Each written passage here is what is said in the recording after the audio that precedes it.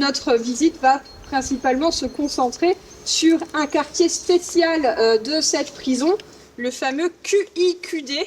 Le quartier d'isolement et quartier disciplinaire ou QIQD de l'ancienne prison de Clairvaux est rouvert aux visites. Ce lieu témoigne des conditions d'emprisonnement sur plus de 150 ans. Mon grand-père vivait à Clairvaux et était surveillant pénitentiaire. C'est un peu bizarre de revenir là et j'ai entendu quelques histoires racontées par mon grand-père ou en tout cas par mes oncles de ce qui pouvait s'être passé. J'avais vu une prison, c'était des bâtiments qui avaient été réutilisés pour en faire une galerie d'art et c'était beaucoup plus moderne et ça a fait un contraste avec justement ce bâtiment-là qui visuellement se rapproche beaucoup de ce qu'est l'abbaye avec ses vieilles pierres. C'est très beau. Situé dans l'enceinte de la prison centrale, cet ancien QIQD est élevé sur 2 étages et isolé. Malgré son allure anachronique, il a abrité des prisonniers jusqu'en 2017. Les visites permettent de préserver et transmettre l'histoire de ce bâtiment. Ça nous permet en soi d'ouvrir en fait ces espaces carcéraux dont le grand public peut entendre parler sans pour autant savoir de quoi il s'agit exactement. Donc là, c'est vraiment amener du concret. Construit en 1960, ce quartier spécial prévoyait un traitement particulièrement sévère. Interdiction totale de parler, promenade en courette, cellules individuelles étroites et fenêtres grillagées. L'architecture du bâtiment reflète encore l'isolement prévu pour les détenus qui l'habitaient. Au niveau de sa première fonction, c'est vraiment un espace où on va enfermer une personne ayant enfreint le règlement intérieur de la maison centrale. Ce genre de quartier, au départ appelé quartier cellulaire, se développe au XIXe siècle dans tous les établissements pénitentiaires de France. Particularité de celui de Clairvaux, son caractère avant-gardiste. Au XIXe siècle, on va avoir conscience que l'isolement va être plus facilement perçu comme une mesure disciplinaire. Donc on a une circulaire qui va paraître d'un point de vue national et qui va instaurer ce genre de quartier. Et ici à Clairvaux, on a anticipé ce genre de quartier 15 ans avant la circulaire. Malgré les sollicitations de leur guide, aucun visiteur n'a souhaité rester passer une nuit insolite dans une chambre de détenus. Pour les curieux, d'autres visites sont programmées les 16 avril, 14 mai et 18 juin prochains.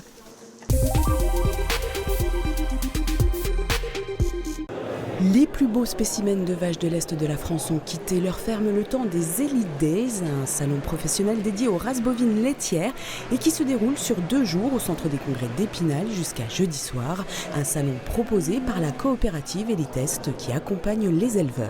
On a 2 grands métiers. On a un métier de reproduction, bovin essentiellement, et un métier autour de la sélection génétique bovine aussi. Et donc aujourd'hui, l'idée c'est de montrer à nos adhérents notre savoir-faire, que l'on construit avec eux d'ailleurs au quotidien, tant sur l'aspect reproduction que sur l'aspect génétique. Et aujourd'hui, donc, il y a 6 races laitières qui sont en présentation, une race en particulier qui est en concours, la Simmental. Et justement, ce mercredi, le concours interrégional des Simmental pour la zone nord-est et Bourgogne a permis de mettre à l'honneur cette race originaire de Suisse, mais qui a conquis l'est de la France et qui continue de se développer avec 42 000 têtes de bétail dans tout l'Hexagone. Une vache rustique dite mixte, productrice de lait et de viande. Perle, 6 ans, présente les proportions idéales.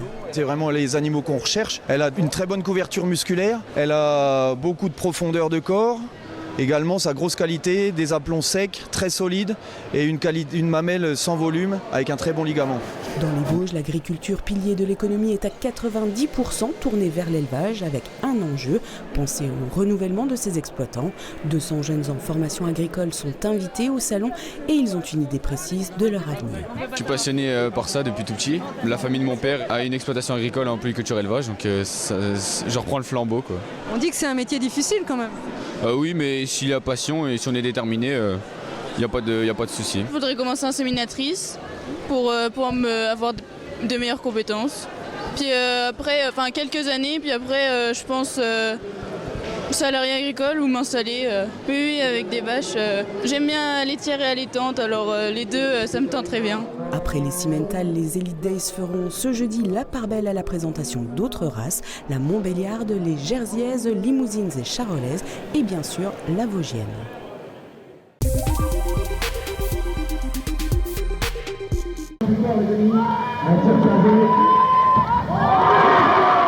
Escrime, rugby, tennis de table ou encore judo, 800 jeunes de collèges, primaires et établissements spécialisés ont découvert une quinzaine de disciplines adaptées. Ça travaille bien les bras, je trouve.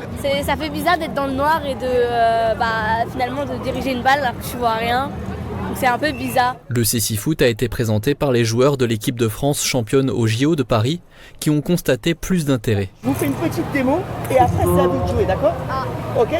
C'est pas non plus radical, mais il y a un beau changement dans le sens où il y a plus de médias qui s'intéressent à nous, il y a plus de public qui viennent lors de nos phases. Et aussi maintenant, le vrai changement, c'est que le grand public connaisse tous le cécifoot aujourd'hui. Avant, ça pouvait rester inconnu. Aujourd'hui, la plupart le connaissent. Des champions et une 3e journée du parasport importante pour l'inclusion. Fait connaître aussi le handicap sous toutes ses formes.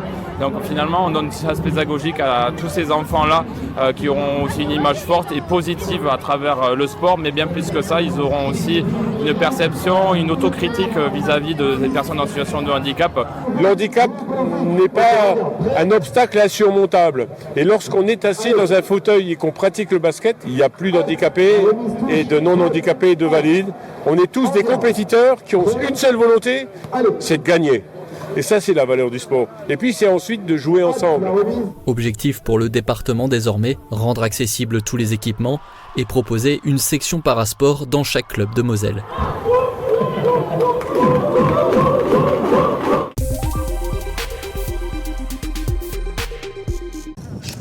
Sur cette parcelle de Fontette, les sécateurs s'activent depuis plusieurs heures. Dans les vignes, des viticulteurs venus participer à la 2e édition de la taille du cœur. Aujourd'hui, c'est une opération unique peut-être en Champagne. On a réussi à réunir les vignerons de l'Union Boise pour venir offrir leur travail au profit d'une œuvre caritative ou d'une œuvre pour soutenir une association. Et en l'occurrence, on soutient aujourd'hui l'association IME de Chantejoie. On a un objectif ce matin, c'est de tailler ensemble, de fournir son travail pour tailler de la vigne. Et la valeur de ce travail sera convertie en un don pour aider cet institut médical. L'année dernière, la coopérative de l'Union Auboise avait rassemblé 80 vignerons pour financer des actions éducatives dans les hôpitaux. Cette année, ils sont 90 à donner de leur temps bénévolement. C'est un moment effectivement que tout le monde connaît dans le métier de la vigne, c'est le moment de la taille. On est fin mars, donc il est temps de tailler. Donc on est très heureux pour cette 2e année de constater qu'on a encore plus de vignerons qui viennent nous aider. Donc ça sera proportionnel, donc on n'a pas fixé de plafond ni d'objectif, mais en tout cas c'est la 2e année que nous réalisons cette opération. La taille de la vigne, une tâche qui nécessite savoir-faire et précision, un dur labeur sur les pentes escarpées, récompensé bien entendu par une petite collation. Les bois sont très beaux et on a un super temps. Et on sait que bientôt on va passer à des choses plus agréables. C'est pas contraignant du tout et c'est plutôt un plaisir qu'autre chose. Ça permet de rencontrer du monde, un peu de compagnie. Et voilà, profiter, échanger et puis faire une bonne action. Les jeunes de l'Institut médico-éducatif Chantejoie sont venus eux aussi mettre la main à la pâte. L'occasion de découvrir le monde viticole et de récolter quelques conseils. Oui, ça c'est un bois d'1 an. Je vois qu'il a poussé sur ce bois-là. D'accord ? Tout au bout ici, je vois qu'il y a un coup de sécateur. On a participé au tirage du bois. On nous a fait une initiation à la taille. Et puis on va passer toute la journée ici avec les vignerons. Ça les fait sortir un petit peu de l'institution, de voir un petit peu comment les gens y travaillent en milieu aussi ordinaire. C'est toujours bénéfique pour eux de participer à des journées comme ça aussi solidaires. Même si au final le don nous revient, on espère participer l'année prochaine aussi. La 2e édition de la taille du cœur aura permis de récolter près de 6 000 €.